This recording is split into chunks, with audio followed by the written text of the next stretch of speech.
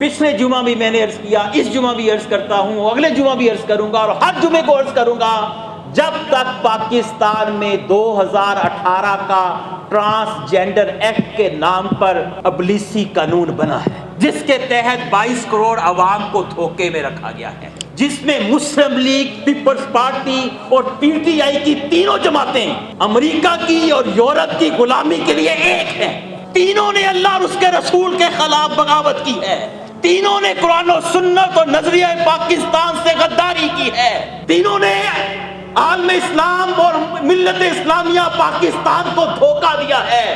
اور ایک ایسا قانون بدترین شکل میں پاکستان کا بنایا ہے جس کی مثال نہ امریکہ میں ملتی ہے، نہ یورپ میں ملتی ہے، نہ اسرائیل میں ملتی ہے، نہ ہندوستان میں ملتی ہے۔ اگر کوئی مسلمان اس کے خلاف نہیں اٹھتا،